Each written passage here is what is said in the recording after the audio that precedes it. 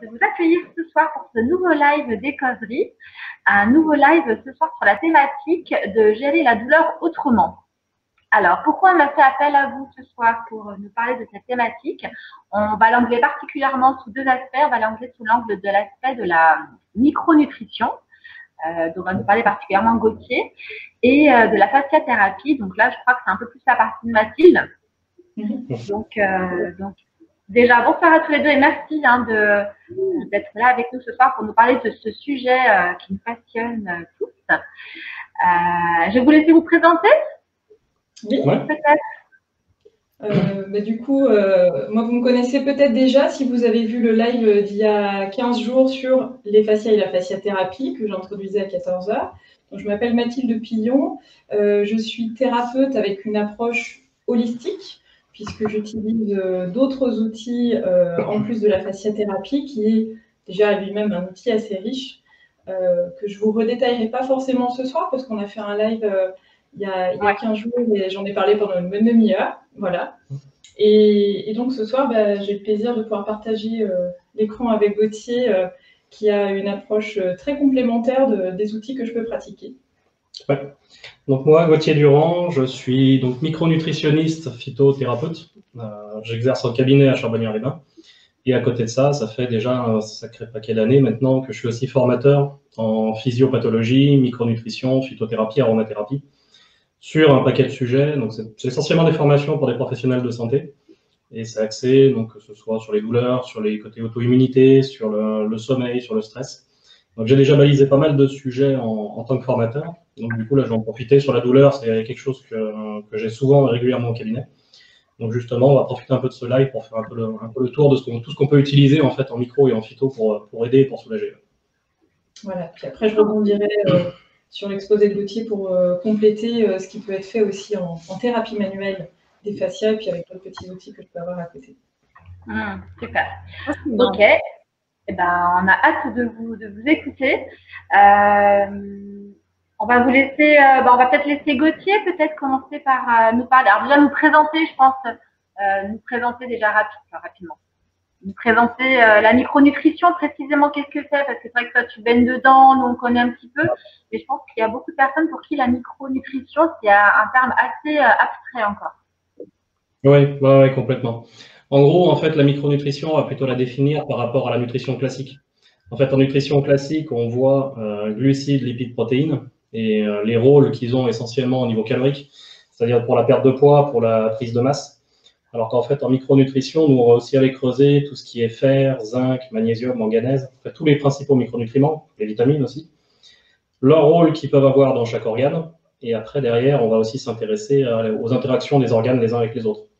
Donc, pour donner juste un exemple, par exemple, un foie qui a un peu du mal à digérer et qui patine, ça va forcément avoir un impact sur la conversion des hormones thyroïdiennes, parce que les hormones thyroïdiennes sont converties dans le foie. Donc voilà, donc en fait c'est un peu un exemple des différentes interactions qu'on peut avoir au niveau du corps. Et donc moi mon rôle c'est vraiment de regarder un peu tous les symptômes et en utilisant du coup la micro et la phyto de réussir à régler au maximum les problèmes en ayant surtout bien déterminé la cause de démarrage. Et c'est pour ça aussi que c'est pareil, cet exposé-là, moi j'ai monté ma partie un peu en quatre grands thèmes qui sont chacun liés à des principes physio qui sont différents. Parce qu'en gros, si on n'a pas compris quel est le principe physio qu'il y a derrière, on va avoir du mal à traiter la douleur. Et ça, justement, je vais le détailler un peu tout au long de la visio. Donc, on va dire pour démarrer, le tout premier type de douleur qui est comme une douleur plutôt connue, on va dire c'est le pincement nerveux. C'est-à-dire que ça nous est tous arrivé un jour de faire un faux mouvement, de se pincer un nerf et d'avoir un mal pas possible. Ça, en gros, l'essentiel du boulot va surtout être au niveau mécanique, que ce soit en ostéo, en kiné, en fascia, pour essayer de débloquer un peu la zone. Sachant que nous, ce qu'on retient, c'est que les muscles, souvent, ils se contractent pendant un faux mouvement et ils vont avoir du mal à se décontracter derrière. C'est parce qu'ils ne se décontractent pas que le nerf va rester pincé en permanence.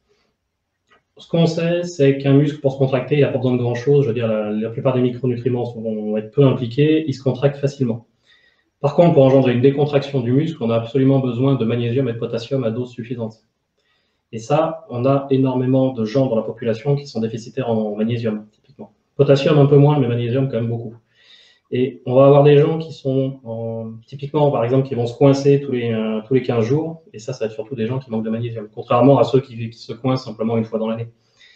Donc, ça peut être déjà des stratégies d'essayer de redonner un peu de magnésium pour aider la décontraction musculaire et en fait décoincer justement ce pincement nerveux. Sachant qu'après, en phyto, on a une autre plante qu'on peut utiliser beaucoup, qui est la valériane. Et la valériane, elle est réputée, on l'utilise pas mal pour le sommeil. Et la valériane, elle a une autre propriété, c'est qu'elle est myorelaxante. Donc, elle a en fait, exactement les mêmes principes actifs qu'un myorelaxant classique. Et en fait, en permettant de décontracter et de relâcher le muscle, bah, souvent, on peut sortir de ce nerf pincé. Donc ça, c'est vraiment le premier type de douleur.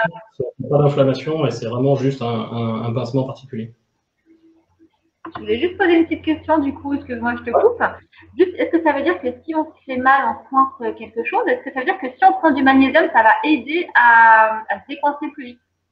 Tu vas forcément aider à ce que ça se décoince plus vite. Après, derrière, en fonction de comment ça a pincé, si ça a pincé vraiment fort, si le muscle est complètement vrillé, ça suffira sûrement pas. Ça n'empêchera pas la séance d'ostéo, de fascia, de kiné. Mais par contre, à côté de ça, sur des trucs qui sont un peu légers, ça peut faire du bien. Et ça peut suffire des fois. Et surtout, après, derrière, tu vois, si on est du genre à se pincer, à se coincer régulièrement, ça veut dire qu'il y a de fortes chances qu'il y ait une grosse carence en magnésium permanente. Et là, tu vois, le fait de prendre du magnésium un peu tous les jours, justement, va permettre de remonter les taux et d'éviter que ça arrive à nouveau plus souvent. Donc, en gros, ça sert un peu en curatif, mais pas énorme. La valériane sera plus efficace. Et en prévention, le magnésium, par contre, c'est ce qu'on a de mieux, en fait, à ce niveau-là. Ok, super, merci. Je profite de l'interruption parce que j'ai déjà une question aussi. Ouais. Puisque tu parles de l'approche musculaire, est-ce que quand on est sujet aux crampes, mais c'est-à-dire vraiment régulièrement les crampes, est-ce que c'est le même mécanisme ou est-ce que c'est autre chose? Exactement, ça je pensais y revenir peut-être tu vois, enfin si j'avais un peu de temps, mais c'est exactement la même logique, c'est exactement le même système. C'est-à-dire que les gens qui crampent en permanence, c'est que la contraction elle se fait bien, la décontraction elle se fait pas terrible. Donc, et encore une fois, tu vois, ça revient au niveau magnésium. Et tu vois, classiquement, quand on a des crampes régulièrement, si tu tapes ça sur Internet, le premier truc que tu trouves, c'est prenez du magnésium. Et ça reste vrai parce qu'en fait, justement, c'est exactement le même principe. J'en profite, je pensais pas en parler non plus, mais je vais revenir dessus. Le magnésium, tous les magnésiums ne sont pas équivalents. C'est-à-dire que ce qu'on va trouver en pharmacie, tu as des magnésiums qui sont absolument pas assimilables. Et du coup, ça va pas servir à grand-chose. Donc, il faut vraiment faire attention aux formes de magnésium. Tu vois, si c'est des citrates, si c'est des gluconates, si c'est des bisglycinates, tu as des variations monstrueuses dans l'assimilation. Et typiquement, ce qui se vend beaucoup en pharmacie, c'est le MAC2, parce qu'il coûte pas cher. Et il coûte pas cher parce qu'il n'est pas assimilable non plus. C'est-à-dire que c'est une des formes les pires possibles. Tu as moins de 5% d'assimilation. Donc, au final, tu vois, tu le payes pas cher, mais tu sais pourquoi. Quoi. Parce que du coup, ça marche pas terrible. Donc en pharmacie, tu vois, il faut plutôt se diriger sur des trucs du genre des stress boosters ou autres, qui eux sont des stress boosters que tu peux trouver en pharmacie. Ça, c'est une forme qui est très assimilable. C'est écrit avec un D majuscule. D majuscule, ouais, plus loin, stress. Booster. Ok, d'accord. Et ça, tu vois, quand tu regardes derrière, c'est bisglycinate, glycérophosphate, c'est les deux formes qu'on va dire qui sont les plus assimilables et les plus efficaces. D'accord. Alors du coup, tu viens de répondre parce qu'on a plein de questions là de réactions sur le fil. Tu viens de répondre du coup pour le magnésium. Il y a Marie qui demandait pour le magnésium. Donc on a une prescription, enfin une indication. Et Francesca demandait si pour les contractures musculaires au niveau du rhomboïde, ça fonctionnait aussi. Alors moi j'avoue que là je suis un peu perdue, mais j'imagine que ça va te parler. Ouais, donc peut-être que Mathilde, tu reviendras peut-être dessus aussi après. Oui, disons que c'est vrai que soit je rebondis sur les arguments de Gauthier, mais j'avais pas prévu de découper forcément l'explication de fasciathérapie comme ça, parce qu'on est vraiment sur quelque chose qui va être transversal. D'accord. Peut-être là-dessus, sur les pincements nerveux, au niveau déjà des fascias, de savoir que les fascias sont extrêmement innervés. Beaucoup de nerfs passent par les fascias, mais on a des terminaisons nerveuses dedans, et que toutes les gaines des nerfs sont elles-mêmes des fascias. Et que ces fascias, si vous avez regardé la petite présentation, ou si vous ne l'avez pas encore fait, vous pouvez le faire, sont vraiment très sensibles à ce qui va être notre qualité de vie, donc fatigue, stress, tous les chocs physiques qui peuvent être répétés, des chocs plus importants, des traumas, ou à l'inverse, la sédentarité. Donc c'est vrai que dans l'idée du pincement nerveux, on pourra en dire un mot tout à l'heure, mais il peut y avoir aussi des contractions au niveau de ces fascias en eux-mêmes, et du coup le travail il va se faire en fasciathérapie de manière beaucoup plus globale sur la zone, pas forcément que le nerf en question, mais sur la zone et sur la globalité de la personne, pour l'amener vraiment à redescendre un petit peu d'un cran si c'est du stress, s'il y a comment dire, d'autres crispations qui peuvent être en cause, etc.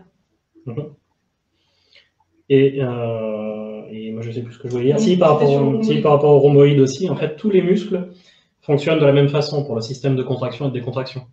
Donc, que ce soit le rhomboïde, que ce soit le quadriceps, que ce soit l'ischio, ou même que ce soit l'intestin, et en fait, les mouvements de l'intestin, par exemple, l'intestin qui est coincé, ça peut être lié aussi à des manques de magnésium.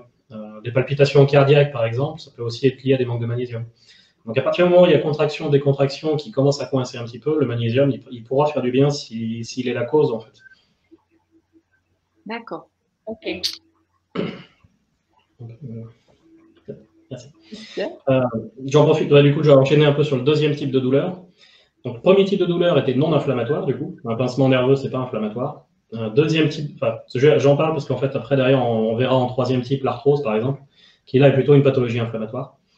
Donc, pour revenir juste sur le nerf pincé, comme c'est pas inflammatoire, si vous collez un ibuprofène, ça va pas faire d'effet. Parce que l'ibuprofène, tout l'intérêt du médicament, c'est justement de couper l'inflammation. Donc, si vous coupez une inflammation qui n'existe pas, de toute façon, vous n'avez pas énormément d'effet. Deuxième type de douleur, c'est pareil, c'est encore une douleur qui est non inflammatoire, qui en fait est de l'interférence nerveuse. Ça, c'est typiquement le cas des fibromyalgies. En fibromyalgie, par exemple, on remarque qu'il y a plusieurs points douloureux qui apparaissent, et pourtant, quels que soient les examens qu'on fait, on se rend compte que ce n'est pas inflammatoire. Et ça, pendant un paquet d'années, en fait, les médecins ont considéré ça comme une maladie psy, parce qu'on n'arrivait pas à trouver ce qui pouvait coincer, ce qui pouvait faire que ça buguait.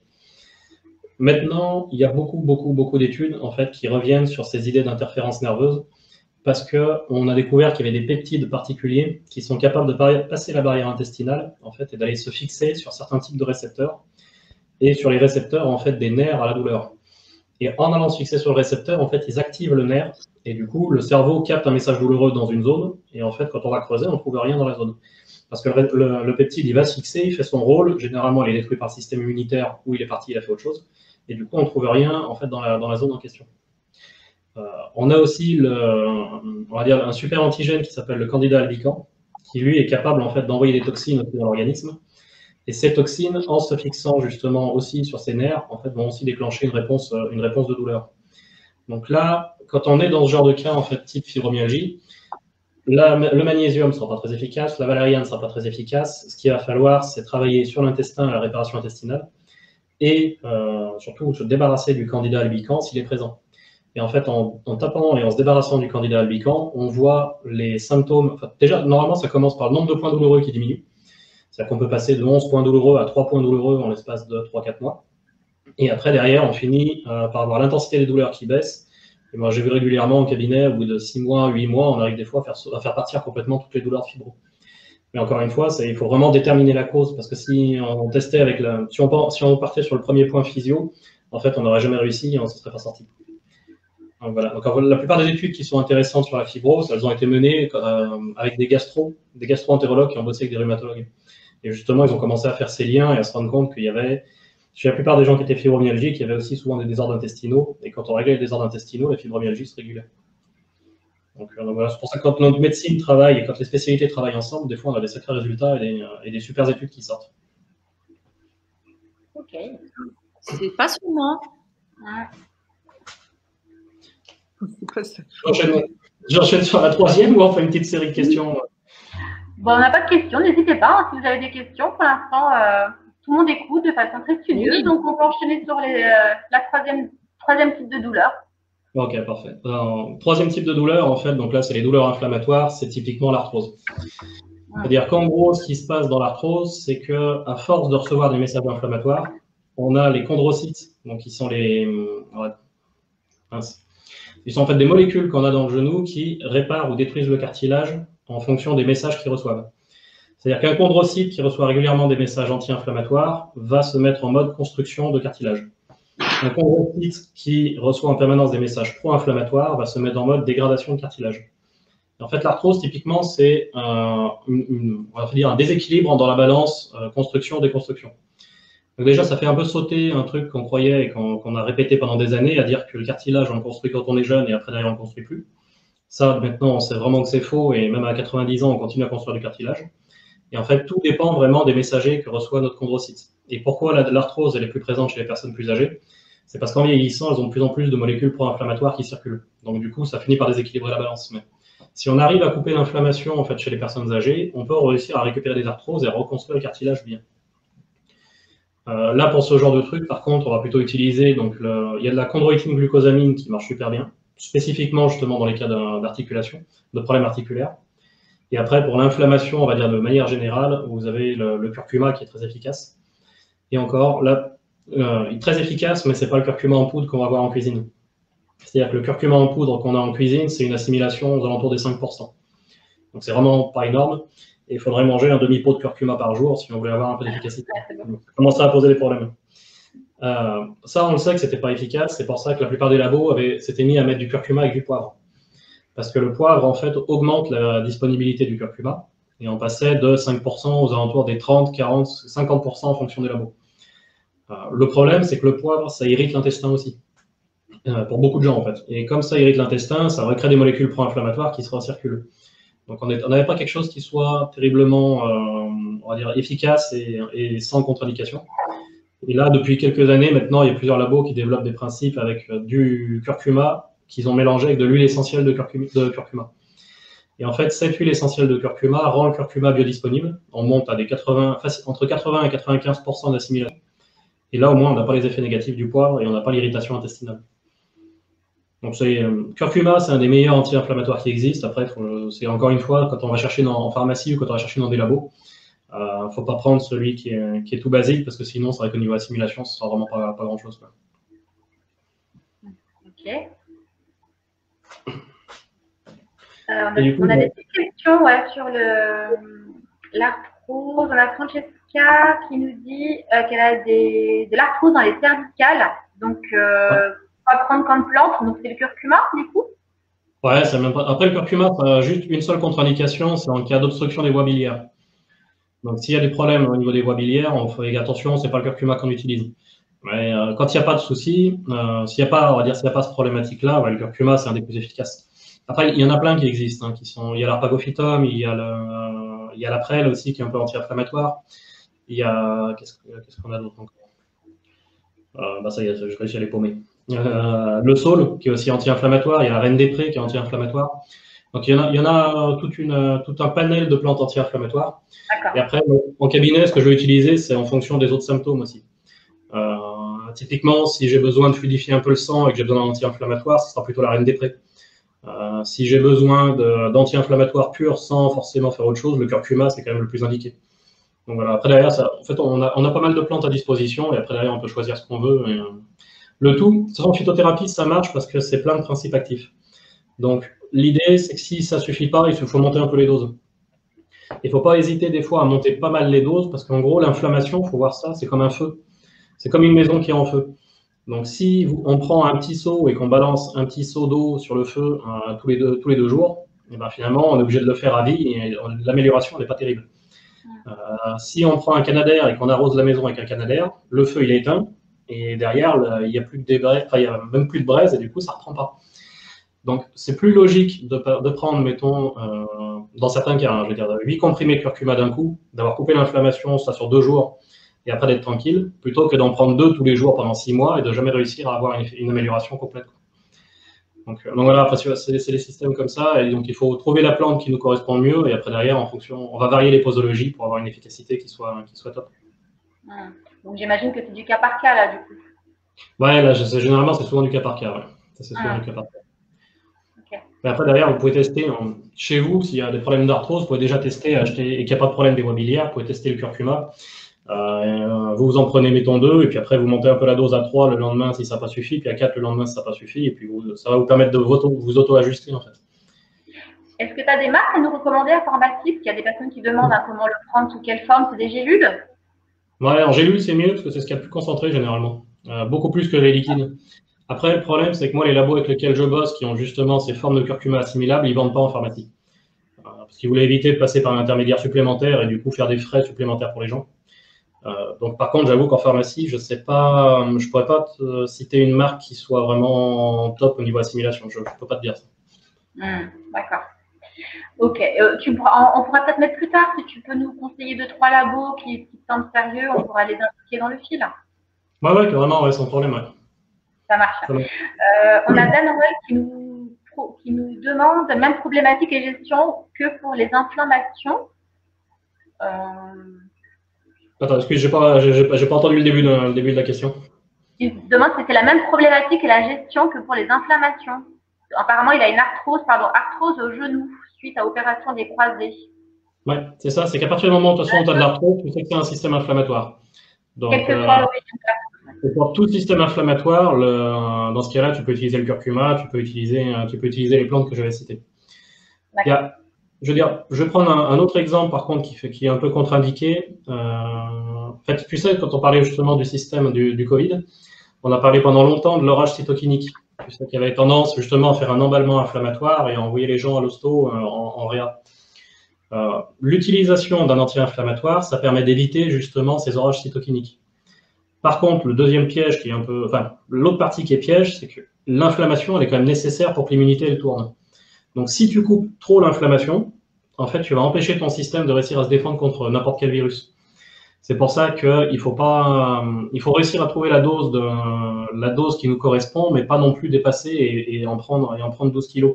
Je veux dire, si à 4 gélules, tu es bien, tu ne passes pas à 9 gélules, parce qu'à 9 gélules, tu vas couper toute l'inflammation de bas grade, et derrière, tu as plus de risque de choper n'importe quelle infection, qu'elle soit bactérienne, parasitaire, fongique ou virale. Donc c'est pour ça que là, on essaie de trouver la dose qui nous va, mais on ne va pas non plus forcément trop monter, parce que ça peut être dangereux, en fait. Ou de ne pas cicatriser en cas de blessure. Ou pas cicatriser en cas de blessure, ça, typiquement. Puis, même chose, je repense, parce que moi, je suis pas mal des sportifs pour la musculation. En fait, le fait de faire de la muscu ou n'importe quel sport, tu vas créer de l'inflammation dans la zone pour réparer et réparer plus fort. Si tu coupes complètement l'inflammation tout le temps, en fait, tu vas avoir la destruction pendant le sport, mais tu vas jamais avoir la reconstruction non plus derrière. Donc il y a quelques exemples comme ça où il faut pas non plus en abuser. Il ne faut pas se shooter en permanence avec des grosses doses tout le temps en non-stop. En fait, le mieux, c'est d'aller voir Gauthier pour avoir une personnalisée en fonction de la pathologie des symptômes, de là où des pathologies si elles sont installées, et puis de sa tolérance, de sa personnalité aussi, parce que selon les plantes, le type de personnalité, il utilise différentes plantes, et comme tu dis des fois en conférence, il y a des plantes qui ne servent à rien en dessous d'un certain dosage. Et d'autres où il n'y a pas besoin d'augmenter forcément la dose parce qu'on n'aura pas un meilleur effet qu'à la dose moyenne qu'on a pu trouver pour la personne. Ouais. Typiquement, si je reprends l'exemple de la maison en feu, si ton Canadair il a réussi à tout éteindre le feu, tu peux en envoyer un deuxième, ça ne servira à rien, quoi. Donc, mis à part à ce que tu dépenses plus d'argent. Donc, il n'y a pas non plus d'intérêt des fois à mettre un prix monstre et à prendre encore une fois 50 doses, parce que de toute façon, si déjà 10 ça suffit, alors on est bon, quoi. Ok. Juste une petite question, quand on parle de tendinite, est-ce que c'est une inflammation aussi, une tendinite? Tendinite, c'est particulier. C'est à la fois, en fait, tendinite, c'est une précipitation acide dans le tendon, souvent. Une précipitation acide dans le tendon, elle va plus être liée à ton acidose métabolique, c'est-à-dire à ton niveau d'acidité dans le corps de manière générale. Donc, quand on veut traiter les tendinites, on ne va pas tout à fait travailler de la même façon, en fait. On peut couper l'inflammation en parallèle, mais si tu veux que ce soit efficace sur du long terme, il faut surtout faire baisser la dose d'acide dans le corps. Donc, tu vois, c'est encore un autre système. Ok. Je ne sais pas comment on fait parce qu'on a des questions. On a plusieurs. Il y en a certaines d'ailleurs qui sont un peu plus haut dans le fil. Là, il y a Muriel qui demande quand on a fibromyalgie, arthrose, les jambes sans repos, les bras aussi. Elle nous dit être sous parkinsonien. Je ne connais pas. Qu'est-ce qu'elle peut prendre pour se soulager? Est-ce que tu vois un peu? Ouais, parce qu'en gros, disons qu'il y a 3 trucs en même temps. C'est-à-dire que la fibromyalgie nous dit qu'au niveau intestin, c'est pas terrible et qu'il y a un candidat qui est présent. À 9 chances sur 10. Le fait qu'il y ait de l'arthrose, ça nous dit qu'il y a un état inflammatoire de fond qui est assez haut. Et après, derrière, les jambes sans repos, c'est lié à des manques de dopamine, au même titre que Parkinson. Donc, de toute façon, s'il y a les antiparkinsoniens, c'est justement pour faire monter le taux de dopamine dans le système. Donc, en gros, il y a 3 trucs différents. Il y a sûrement une cause commune, parce que généralement, quand il y a un candidat qui est présent, en fait, ça a détourné un peu les précurseurs de la dopamine. Donc, tu vois, après, derrière, sur un cas comme ça, en cabinet, je travaille d'abord en principal sur l'intestin, le candidat à l'inflammation. Tu vois, en essayant de limiter au maximum à 3 produits, puis tu en as un qui va détruire le candidat, tu mets le curcuma, par exemple. qui va aider à détoxiquer un peu le foie tout en coupant l'inflammation. Et puis un truc qui va commencer à réparer un peu l'intestin. Et normalement, déjà, rien que le symptôme des jambes sans repos, il va commencer à diminuer et l'inflammation va diminuer, donc les douleurs vont diminuer. Et en fait, à terme, ça par contre, c'est du long terme, pour le côté fibromyalgie, ça finira par descendre aussi. Bon, ça c'est déjà un bon début de réponse. Après, encore une fois, hein, si je pense vraiment faire du cas par cas, après, il faut venir te voir et puis vraiment faire l'état des lieux et avoir une recommandation sur mesure, évidemment. Ouais, c'est vrai que c'est toujours plus simple. Après, c'est vrai que moi j'ai l'habitude de donner des cours, donc de poser un peu des protocoles et des idées de base, mais c'est vrai que quand on veut faire au mieux, généralement c'est quand même mieux de pouvoir faire un bilan complet, détaillé, avec un échange vocal, des questionnaires, les prises de sang, parce que là ça permet justement d'ajuster et d'être sûr de faire quelque chose qui soit au poil. D'accord. Tu nous parleras justement de la manière dont tu abordes les personnes qui viennent te voir. Comment ça se passe entre croiser des données médicales et puis toi, ton expertise. Tu nous donneras un petit peu le protocole dans lequel tu t'inscris? Ouais, bien sûr. Ça, dès que j'expose à la rigueur le 4e type et puis je fais un petit topo. Ouais. Une dernière petite question en attendant, et on reprendra les questions ensuite, hein, ne vous inquiétez pas, parce qu'on a quand même pas mal de questions. Il y a Sandrine qui demande qu'est-ce qu'on peut faire pour faire baisser l'acide dans le corps? En fait, il faut déjà comprendre d'où il vient l'acide lactique. Parce qu'en gros, l'acide lactique, ce que peu de gens savent, c'est que c'est aussi un antioxydant.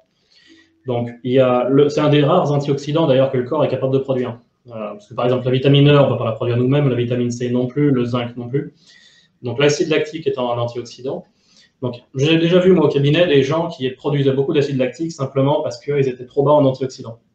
Et en fait, en mettant une complémentation en antioxydants un peu globale, tu vois les niveaux d'acide lactique qui finissent par diminuer. Parce que le corps a à nouveau ce qu'il faut, donc il n'a pas besoin de surproduire en fait un autre. Donc ça, tu as le premier point là-dessus. Après, généralement, quand il y a beaucoup d'acide lactique, c'est qu'aussi la personne est en acidose de fond. Donc il faut traiter l'acidose de fond. Et là, justement, tu as pas mal de trucs comme des citrates, par exemple, qui font du bien sur l'acidose. Et puis, il y avait un autre point dont je voulais aborder. Après, derrière, si l'acide lactique il est lié à l'effort physique en fait, et au sport, ça c'est plutôt normal. En fait. Donc en gros, c'est pas quelque chose qu'on va chercher à essayer de corriger. C'est une réaction qui est normale, qui est physiologique. Donc là, à ce compte-là, on s'en occupe pas. Ok. Bien. Eh bien, écoute, parfait. On va te laisser nous présenter je crois qu'il y avait un dernier type de douleur. Ouais, c'est le dernier 4e point. En fait, il est assez proche du 3e, dans le sens que c'est aussi une douleur inflammatoire. Donc, et là, par contre, je vais parler plutôt des polyarthrites rhumatoïdes, des spondylarthrites ankylosantes. Donc, c'est en fait tout ce qui va être maladie auto-immune. Donc, dans l'auto-immunité, en fait, ce qui se passe, c'est que notre propre corps nous attaque. C'est-à-dire que les cellules de notre système immunitaire se mettent à attaquer des morceaux de notre corps. Donc, ça, automatiquement, ça va créer de l'inflammation. Le truc, c'est que si on veut soulager à long terme quelqu'un qui est en auto-immunité, couper l'inflammation, ça ne suffira pas. C'est qu'il faut vraiment aller travailler sur le système immunitaire de fond. Et en fait, on va travailler sur le système immunitaire essentiellement en bossant sur l'intestin et le microbiote. Et là, en fait, on va avoir des bons résultats parce qu'on a des probiotiques, typiquement, qui sont capables de freiner un peu l'immunité et de la rééquilibrer dans le bon sens. Et quand tu rééquilibres l'immunité, tu calmes donc, toutes ces poussées en fait, d'auto-immunité. Et là, tu as des vrais bons résultats. Mais si tu essayes juste de travailler avec du curcuma, tu t'en sortiras pas. Et là, c'est pour ça que l'auto-immunité, c'est un peu particulier. Et ça n'est pas tout à fait encore les mêmes types. C'est pas les mêmes mécanismes tout à fait physio et c'est pas du coup les mêmes traitements non plus qu'on met en place. D'accord. C'est tout un monde. C'est vraiment passionnant, tu vois. On connaît, hein, c'est des mots qu'on connaît, mais par contre, les mettre en lien comme ça, ouais, c'est chouette. Belle découverte. Bon, super. Non, mais c'est vrai que la micro, c'est chouette et c'est énormément basé sur la physio en fait. C'est qu'il faut avoir les connaissances de base en physio pour comprendre un peu tout ce qui se passe et puis après, une fois qu'on a compris, c'est pas si complexe que ça. Il suffit de remettre les trucs dans le bon sens. Mais ouais, sans physio, par contre, on peut pas faire grand-chose en micronutrition. Ni en phyto d'ailleurs, parce qu'on pourrait essayer de donner une plante pour chaque symptôme, mais en fait, on se rend compte généralement que c'est pas efficace. Parce que quand on donne une plante par symptôme, c'est qu'on n'a pas compris le fond et en fait, on comprend pas les interactions qu'il y a au milieu. Et ça coûte sacrément cher et en plus, on n'a pas toujours des super résultats. Donc, du coup, j'en profite, je rebondis parce que moi, un peu au cabinet, en fait, c'est comme ça que je vais fonctionner. C'est-à-dire que en premier rendez-vous, je prends les gens pour à peu près 1h30. Normalement, c'est 1h30. Donc, on va échanger sur tout ce qui amène la personne et toutes les problématiques qu'elle peut avoir. Moi, je lui fais remplir aussi des questionnaires parce que j'ai des questionnaires qui sont faits par l'Institut de micronutrition qui sont vraiment top, en fait. Et ça permet de remettre un peu les symptômes avec l'intensité des symptômes. Et avoir tout ça, plus ce que la personne m'a dit, plus ses problématiques principales et les prises de sang que je demande toujours d'amener, en fait, ça me donne, moi, tout un panel d'infos sur ce qui se passe au niveau physio dans le corps. Et c'est à partir de ça que je vais pouvoir dire, bon, bah, on va travailler ça en premier ou ça en deuxième, dans quel ordre on le fait, et de pouvoir expliquer justement aux gens ce que je fais et ce que je mets en place. Parce que généralement, tu vois, cette partie bilan et déterminer ce qui coince, moi, ça me prend souvent une demi-heure en tout. Et après, derrière, on fait l'heure qui reste en explication. C'est que moi, je note tout dans un Word et après, derrière, je l'envoie par mail pour pas que les gens aient besoin de prendre de notes, pour qu'ils soient plutôt présents et qu'ils puissent poser les questions en direct. Et moi, je leur montre, parce que j'ai pas mal de diapos que j'avais créés, du coup, et, par rapport aux cours que je donne. Et je montre sur les diapos tous les principes physio en fait, qu'il y a en place et leur expliquer leur cas, pourquoi on en est arrivé là, de quoi c'est parti, qu'est-ce qu'il y a, les interactions qu'il y a dans les différents points, pour qu'ils puissent comprendre pourquoi je travaille surtout là-dessus et que finalement, ce symptôme-là, par contre, lui, je le laisse de côté pour l'instant. D'accord. Et une question très pratico-pratique, mais avec ces temps de Covid, tu as développé tes consultations en visio ou c'est uniquement en présentiel? Parce que y a Muriel là qui nous disait je suis pas dans le coin, mais du coup je me dis s'il y a une partie d'échange, est-ce que ça peut se faire à distance ou est-ce qu'il faut vraiment privilégier le contact direct? Alors, disons quand je peux, je préfère moi avoir les personnes en présentiel au moins pour la première fois. Parce que c'est toujours plus simple quand c'est comme ça. Puis après, pour les suivis en ligne, c'est facile. Après, moi, je suis aussi des sportifs de haut niveau qui sont un à Bordeaux, un à Sochaux, un au Havre. J'en ai un qui est au Maroc. Je veux dire, donc, tu vois, le présentiel, c'est pas pratique. Donc là, tu vois, j'avais développé la visio et en visio, c'est un peu le même système. C'est juste que j'ai automatisé les questionnaires en Excel, en fait, que j'envoie à la personne avant. Elle me remplit ça. Moi, j'étudie un peu le cas avant et puis ça permet de faire 1 heure de visio en échange complet, quoi. Donc oui, j'ai aussi fait ça, j'ai aussi développé ça, donc ça, il n'y a pas de problème. Ok. On a une question de Sandrine qui nous demande comment, alors là, on est plus vraiment dans quelque chose de très précis, comment savoir si on a un candidat à l'ICAM, test sanguin? Non, honnêtement, c'est pas. Il y a plein de tests qui sortent de partout et il n'y a pas grand-chose qui soit efficace pour vraiment le déceler à 100%. C'est-à-dire qu'il y a le test salivaire qui était un peu connu. En fait, l'idée, c'est au réveil, tu craches dans un verre d'eau. Et si ça te fait un filament, c'est qu'il y a des chances qu'il y ait un candidat qui soit présent. Le truc, c'est quand le candidat albicans il est plutôt en position basse dans l'intestin, le test salivaire, il donne rien. Il y a un deuxième test qui était beaucoup utilisé, qui est le candidat dans les selles. Donc, c'est tu recueilles là, du coup les selles et tu fais analyser au labo. Et ça, si le candidat est bas, c'est bien, tu le sais. S'il est en position haute, tu ne le retrouves pas dans les selles non plus. Donc, tu vois, en fait, ces tests-là, ils sont tous une limite parce que tu peux avoir beaucoup de faux négatifs, en fait. Donc là, c'est plutôt aux symptômes qu'on va le détecter, le candidat. C'est-à-dire qu'il y a un truc, tu vois, typique, c'est que si tu fais tester en prise de sang la CRP, que ta CRP revient basse alors que tu as des symptômes inflammatoires, c'est que là, il y a un couac. Parce que la CRP, c'est un marqueur de l'inflammation. Donc, si tu as des douleurs, si tu as des douleurs inflammatoires type arthrose, tu as forcément de l'inflammation. Si la CRP elle revient basse, tu peux être sûr à 99% que tu as un candidat. Parce que lui, il a des toxines particulières qui sont capables de couper la CRP. Et du coup, en sanguin, on se retrouve avec une CRP qui est basse malgré l'inflammation. En fait, c'est pour ça que c'est un peu des magouilles, on va dire, ou des symptômes qu'on va le repérer. Parce que tu n'as pas de test qui soit 100% fiable pour être sûr qu'il soit là ou pas. En fait, il joue vraiment les Sherlock Holmes en cabinet. Ouais, c'est ça, ouais. On va donner une grille pour tester un peu comment il travaille. Oui, j'allais venir, j'allais venir, puisqu'en fait, même, je crois que c'est fini, je ne sais pas, mais j'ai vu Gauthier hier en consultation. Donc, je peux tout à fait témoigner donc, de cette étape de test. Et je trouve que c'est vraiment passionnant, même quand on n'y connaît rien et quand on l'entend, on a l'impression vraiment que ça me fait penser un peu à des écrous, tu sais, à un petit circuit. Et au fur et à mesure, tout s'imbrique. Et même moi, j'ai pas l'esprit scientifique, hein, j'ai tout compris. Donc vraiment le schéma.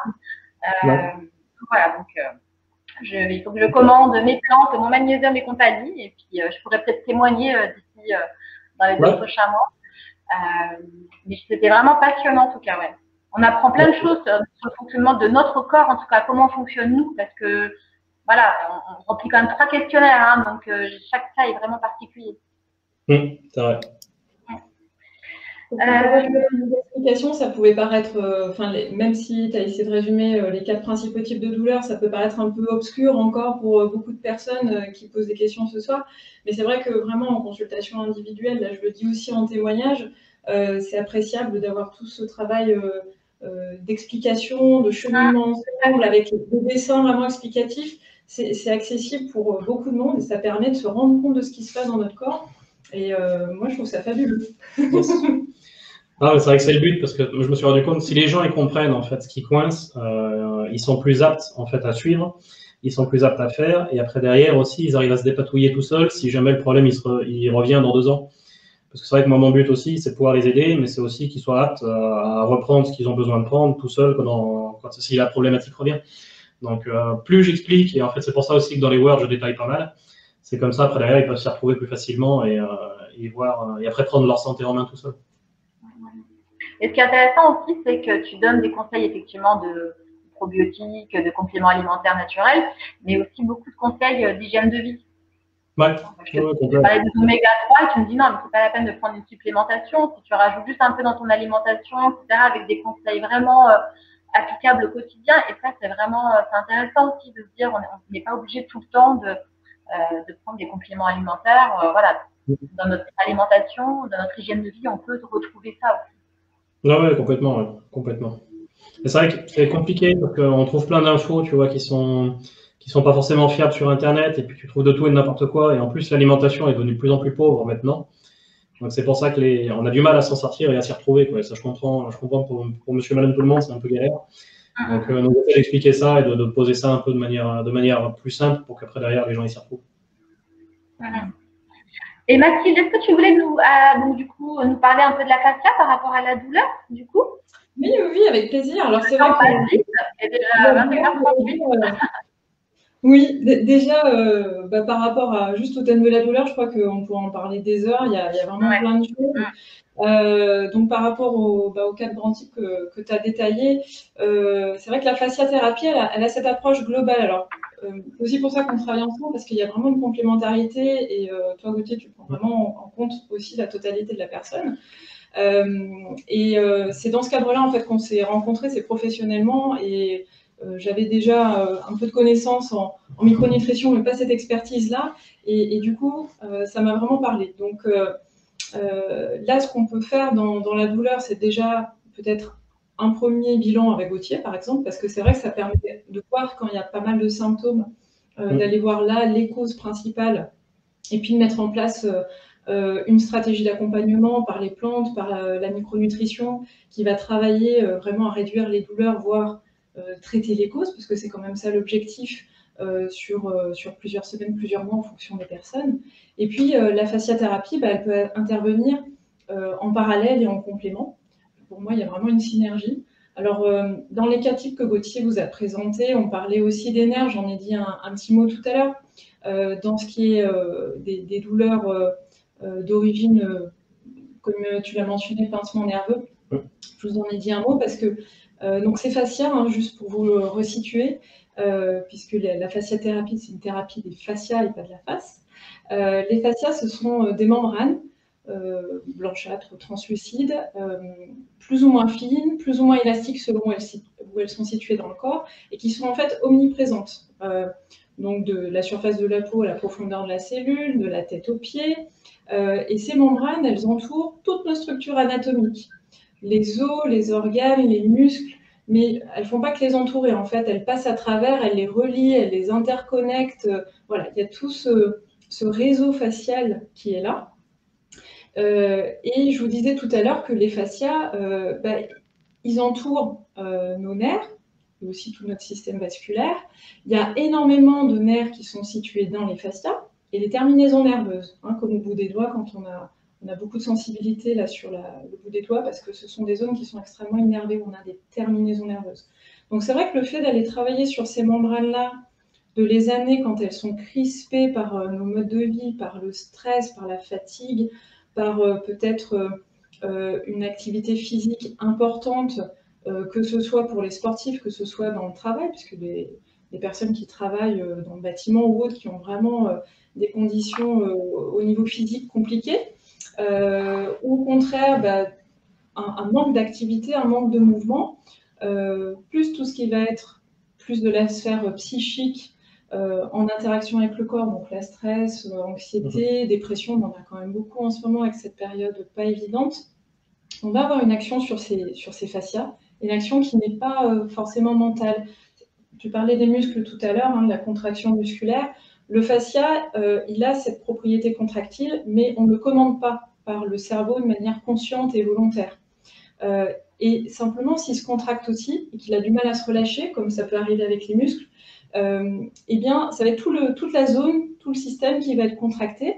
Donc, si c'est un fascia qui pénètre un muscle, le muscle va être concerné aussi, mais également toute la zone autour avec les organes, les os qui peuvent être reliés. Et dans ce système-là, forcément, on a des nerfs qui passent un petit peu partout. Donc, ce nerf pincé dont tu parlais tout à l'heure, il y a le magnésium, mais il y a aussi le fait de travailler manuellement pour amener vraiment un relâchement de la zone, un relâchement de ces structures faciales et de tout ce qu'elles relient, tout ce qu'elles englobent, en local. Donc là, ça va se faire... La fasciathérapie, je ne suis pas revenue dessus, mais en fait, on est sur une thérapie manuelle extrêmement douce, respectueuse, qui va justement se mettre à l'écoute de la personne, du corps, de ces potentielles crispations qu'il peut y avoir dans la matière du corps, n'importe quelle profondeur. Des fois, il y en a plusieurs qui sont concernés. Et puis, qui va amener par des étirements tissulaires et ce qu'on appelle des points d'appui, c'est-à-dire des temps d'arrêt circonstanciés, à vraiment amener un relâchement dans la matière, dans les tissus, dans les fascias, dans les muscles, même dans les os, et un relâchement aussi psychique, parce qu'il y a vraiment une interaction avec les deux. Donc, dans le cadre de pincement nerveux, pour revenir là, on va avoir une action de toute façon globale sur la gaine des nerfs, sur les nerfs qui peuvent être pincés, parce que peut-être qu'ils traversent justement une couche faciale qui était resserrée, et donc en amenant en fait une détente dans la zone globale, dans tous ces tissus, le nerf va pouvoir reprendre sa place quelque part. Donc on va avoir une action là-dessus. Également, le fait qu'il y ait des terminaisons nerveuses dans ces fascias, on a une action juste par le toucher en lui-même. Alors, ça peut paraître un peu flou, mais vous avez un reportage sur Arte qui est sorti récemment, qui est très intéressant. Je vous parlais la dernière fois de celui sur les fascias, mais là, il y a un reportage sur le toucher, les caresses, un toucher doux. Des petites idées qui sont données dans ce reportage, c'est que quand vous vous blessez, quand vous vous cognez, de manière instinctive, vous allez peut-être avoir tendance à masser la zone, à poser la main, à masser la zone. Par exemple, je me suis pris la poignée de porte tout à l'heure. De manière instinctive, j'ai mis la main pour masser parce qu'on a énormément de capteurs au niveau de la peau, des capteurs sensoriels, de même que dans les fascias.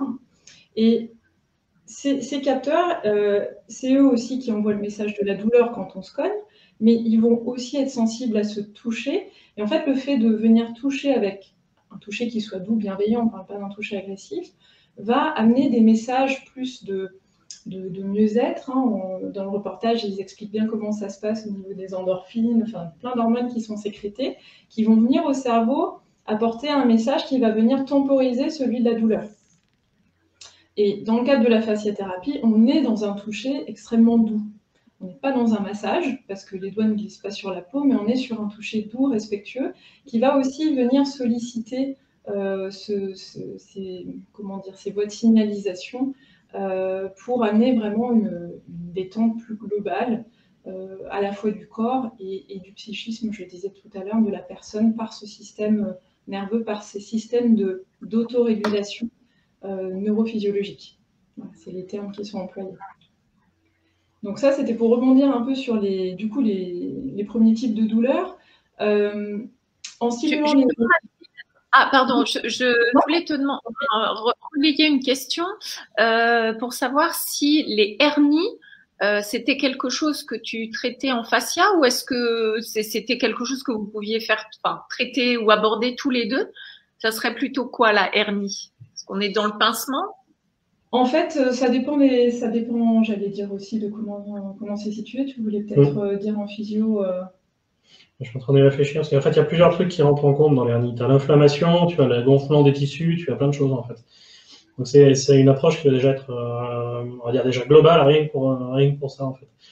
Donc oui, après en micro, en phyto, il y en a du boulot, on a des choses qui peuvent vraiment aider. ça c'est sûr. D'accord. Et en fascia, en fait, ce que j'essaie de vous dire, c'est qu'on a vraiment une action globale. Donc, j'en parlais la dernière fois, mais c'est vrai que moi, dans ma manière d'aborder les choses, je vais aller aussi un petit peu questionner la personne sur son histoire de vie, sur qu'est-ce qui s'est passé, et puis aller voir, il n'y a pas souvent que une hernie dans un endroit, mais il y a peut-être du stress, il y a peut-être eu des chocs physiques, émotionnels, voilà, il y a tout un vécu, en fait, toute une histoire de vie derrière. Et puis en posant les mains, ben, on va aussi, deuxième, j'allais dire, échange, on va questionner le corps et écouter le corps et voir ce qu'il nous dit, et puis voir voilà, qu'est-ce qui est autour de cette zone crispée, mais peut-être autour en local ou à distance, et travailler de manière globale. Donc là, j'ai pas de réponse toute faite à te donner. C'est vrai que moi, c'est vraiment très individualisé. En tout cas, pour ce que j'allais dire tout à l'heure, donc pour rebondir sur ce qui était... ce que Gauthier vous a présenté, c'est qu'on a, en travaillant en fasciathérapie aussi, une action sur les processus de cicatrisation, puisque les fascias participent à tout ce qui est cicatrisation. On n'en a pas parlé ce soir, de justement ces coupures, blessures, les brûlures, enfin voilà, toutes ces choses-là, entorses ou plus gravement une fracture. Dans les fascias, vous avez des cellules qui fabriquent les fibres de collagène. On en entend souvent parler de ce collagène pour la santé de la peau. Et voilà, ces fibres-là, elles vont participer, notamment dans le cas d'une coupure, à rapprocher les deux berges de la plaie pour venir faire ce tissu cicatriciel. Donc, quand on est dans un travail de thérapie manuelle ou gestuelle des fascias, en fait, on sollicite toutes les capacités d'autorégulation du corps et on entretient la santé de ces structures faciales et tous les processus qui ont lieu dans les fascias. Bon, la cicatrisation en fait partie, l'immunité passe aussi au niveau des fascias. Tout ce qui va être inflammation, on peut avoir une action, au moins pour éviter que l'inflammation ne continue de monter. Alors, il y a un mécanisme, terme un peu technique, qui s'appelle mécanotransduction. Pour vous expliquer en quelques mots, notre réseau facial, qui est vraiment comme un squelette, il faut savoir que nos cellules, elles baignent en fait dans cette toile d'araignée. C'est souvent comme ça qu'on en parle. C'est une toile avec des fibres qui partent vraiment dans tous les sens. Et nos cellules baignent là-dedans. Il y a vraiment une connexion très importante entre le squelette de la cellule, la membrane cellulaire, jusqu'au noyau, et toutes les fibres des fascias. Et donc, quand il y a justement une crispation, un resserrement de ces structures faciales, il y a une compression en fait qui se fait sur le squelette de la cellule. Et c'est, on va dire, une compression, une tension mécanique. Mais cette cellule, elle va pouvoir interpréter cette compression en messager chimique et elle peut produire à ce moment-là des substances pro-inflammatoires pour éviter de se déformer. En tout cas, c'est ce que sont en train de montrer un peu les études maintenant qui se font et les recherches sur les fascias et de savoir comment ça fonctionne.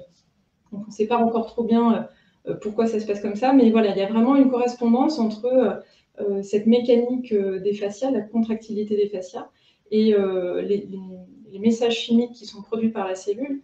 Et donc, si on vient apporter un relâchement, ou du moins aider ces structures à se relâcher, on peut du coup en déduire qu'il y aura moins de messagers pro-inflammatoires qui vont être produits. On ne sait pas s'il y aura des anti-inflammatoires, c'est possible, mais pour l'instant, ce n'est pas forcément montré. En tout cas, on va limiter le nombre de messagers pro-inflammatoires. Donc, dans les cas de pathologie, on parlait fibromyalgie, mais il y a aussi plein de pathologies avec énormément de douleurs. Hier, on échangeait sur l'endométriose. Voilà. Il y a plein de choses. Gauthier vous expliquait qu'on peut vraiment agir de manière probante et puis faire régresser ces pathologies-là, voire, je ne sais pas si tu as des cas de vraiment les personnes sont complètement en rémission complète. Mais comme il vous disait tout à l'heure, on a une personne qui demandait concernant les règles douloureuses, déjà, est-ce que c'est une inflammation et est-ce que vous pouvez agir? J'ai pas entendu, pardon. Oui, on a une personne qui posait une question justement sur les règles douloureuses. Oui. Est-ce que c'est une inflammation du coup? C'est considéré comme une inflammation? Oui et non. C'est un peu, c'est là où c'est ultra vicieux. C'est qu'en fait, j'en ai pas parlé parce que c'est vraiment un système particulier, parce que les règles douloureuses, c'est lié à des surplus d'oestrogène par rapport à la dose de progestérone. Donc, tu vois, c'est des variations hormonales qui font que ça va déclencher tous les symptômes des règles douloureuses, hein, d'ailleurs, que ce soit le mal de ventre, que ce soit le mal au niveau des seins, que ce soit les migraines, que ce soit les troubles de l'humeur.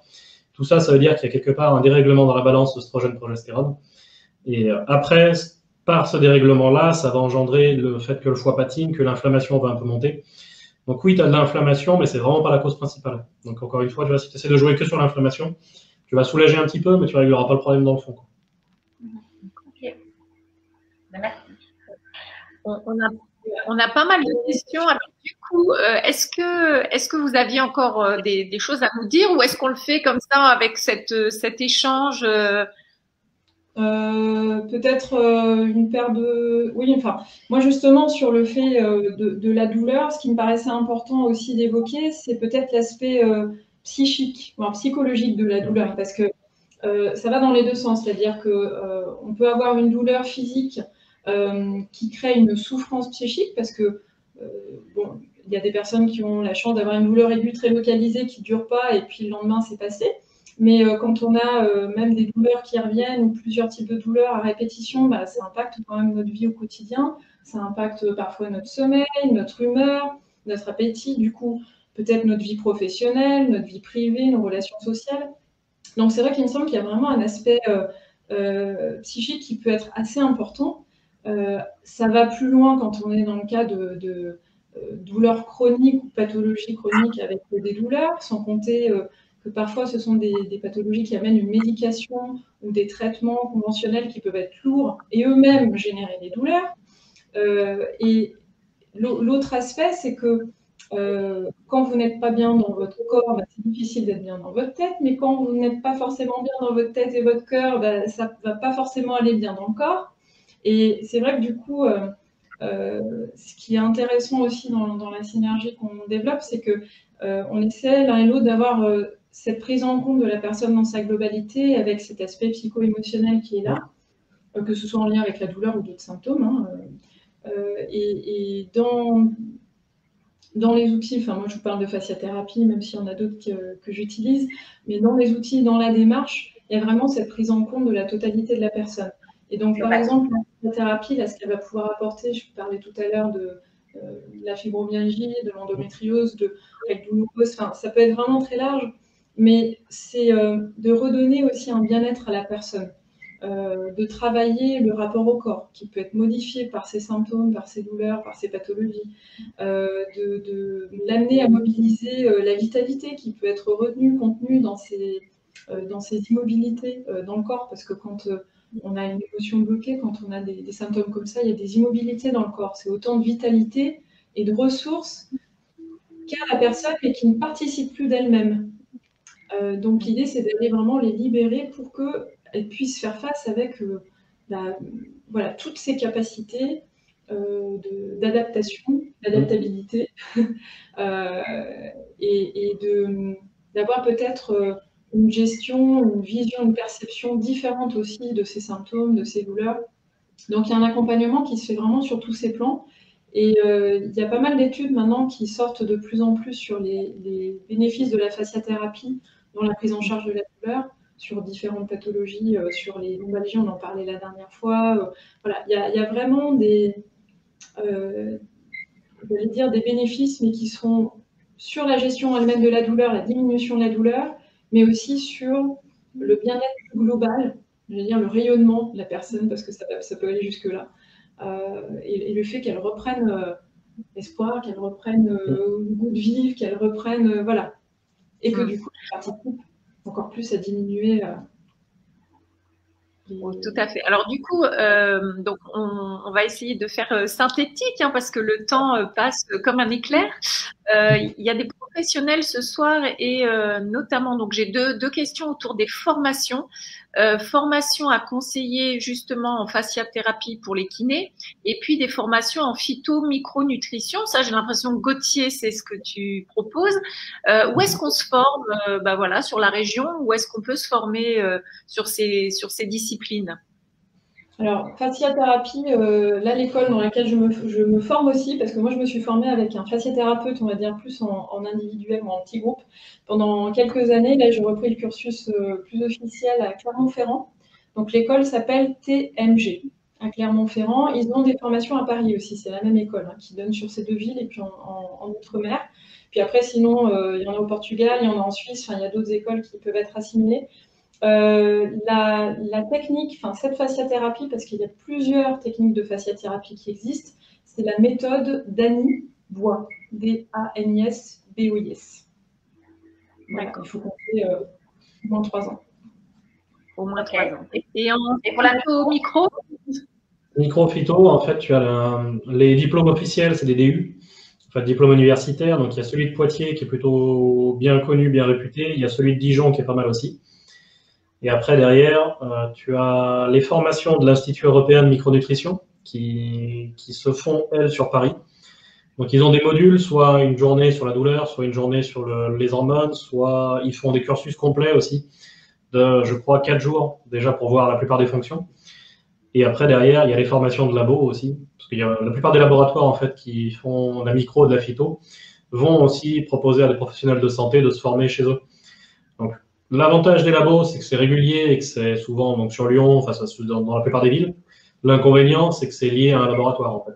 Donc, par contre, à côté de ça, de toute façon, tu apprends les principes physiologiques.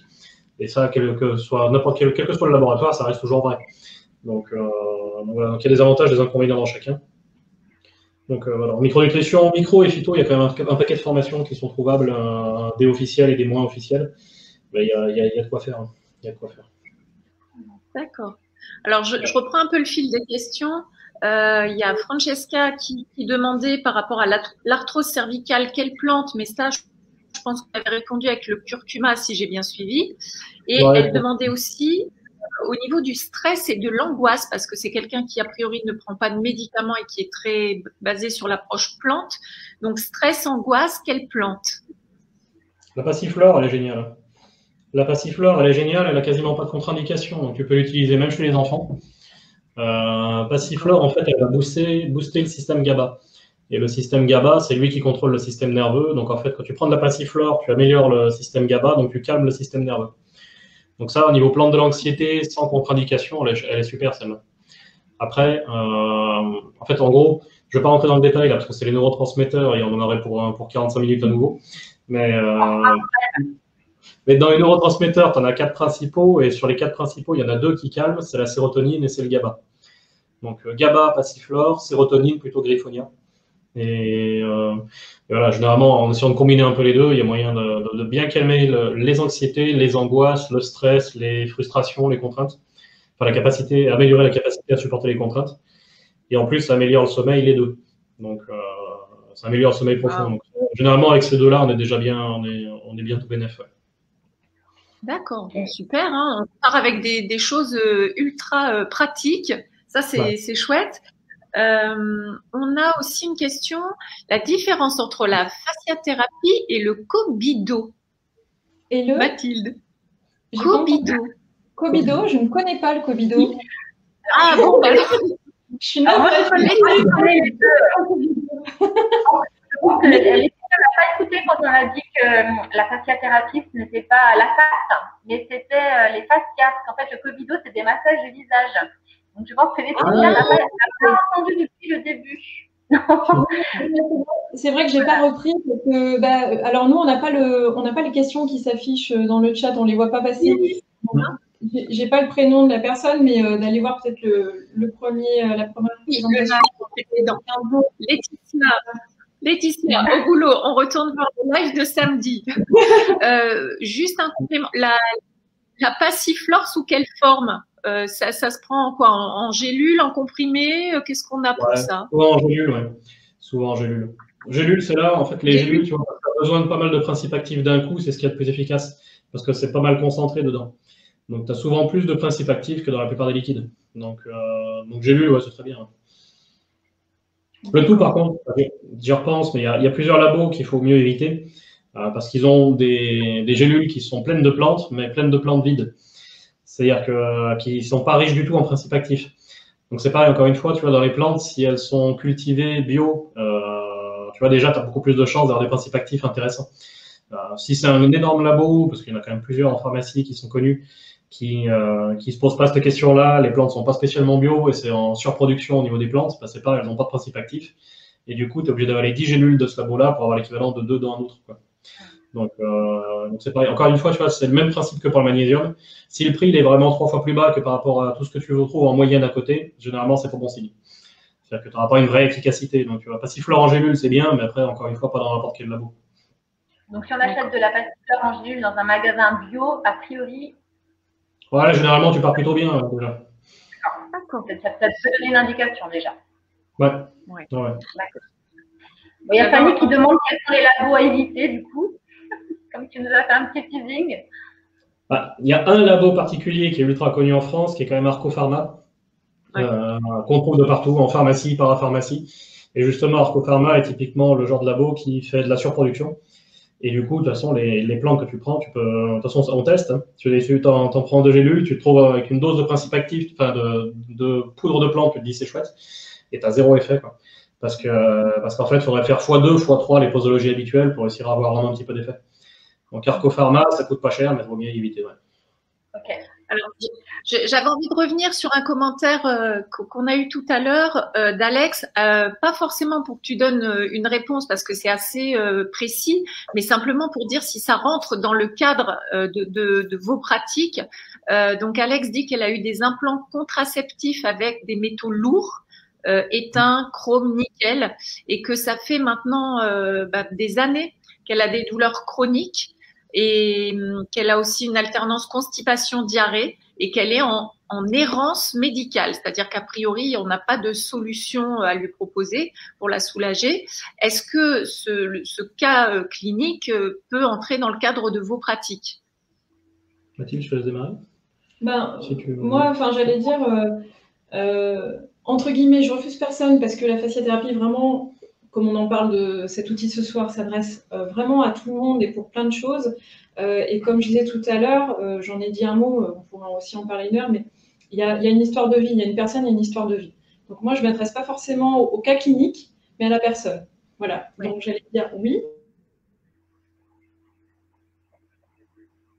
En discutant avec la personne et puis vraiment en discutant avec le corps, moi, ça va me permettre aussi de faire un bilan et vraiment de dire à la personne, voilà, je pense qu'on peut travailler là-dessus, là je ressens qu'il y a telle chose sur lesquelles on pourrait travailler ensemble.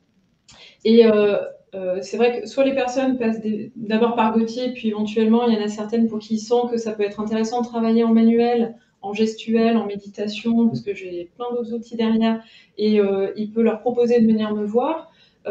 L'inverse est vrai aussi, c'est-à-dire que quand je vois même si la personne ne m'a pas tout évoqué de ses symptômes, mais quand je sens dans le corps qu'il y a un foie qui ne va pas très bien, qu'il y a des processus physiologiques qui déraillent un peu, souvent je leur recommande d'aller voir Gauthier. Et là, je pense que oui, tout à fait, Alex, ça pourrait y avoir des choses à faire. En fait, je reprends profite parce que c'est vrai que les métaux lourds, c'est une catastrophe en France. C'est pas reconnu du tout. C'est pas reconnu, même les médecins ne le reconnaissent pas. Les dentistes, maintenant, commencent à avoir des recommandations pour enlever les plombages au mercure des gens avec des masques et tout un système de protection spécial. Donc, ils sont obligés de le faire avec des masques et une grosse protection, mais à côté de ça, non, c'est pas dangereux parce que de toute façon, on ne le reconnaît pas. Tu vois, déjà un peu, il y a des trucs qui sont pas très logiques. Et là-dessus, on a un retard monstre sur la plupart des pays européens. C'est-à-dire que Finlande, Norvège, Danemark et Allemagne, ils sont au top là-dessus. Et les métaux lourds, quand ils sont dans l'organisme à haute dose, et surtout, ça, je ne vais pas détailler, mais il y a des gens particulièrement qui ont des problèmes pour l'évacuation. Quand on n'a pas de souci pour l'évacuation, ça, il n'y a pas de problème. Et quand on a des enzymes qui manquent, qui vont évacuer les métaux lourds, là, ils commencent à s'accumuler et ça fait des dégâts de partout. C'est-à-dire que ça va faire des dégâts au niveau de l'intestin, ça fait des dégâts au niveau musculaire, ça peut faire des dégâts au niveau du cerveau. Et en fait, il faut réussir à les évacuer. Mais le truc, c'est comme en France, c'est pas reconnu. Généralement, on erre pendant des années sans réussir à trouver d'où ça vient et quel est le problème. Mais en micro-phyto, en fait, on va plutôt accompagner le traitement des métaux lourds. Et le traitement des métaux lourds, il se fait avec le produit qui s'appelle DMSA, et qui là est trouvable en Allemagne, qui est trouvable au Danemark. Et le problème, c'est qu'on est obligé de faire venir ces produits-là d'autres pays pour pouvoir faire ce qu'on appelle la chélation, donc l'évacuation des métaux. Et après, derrière, moi, en micro-phyto, je vais pouvoir aider à accompagner ça.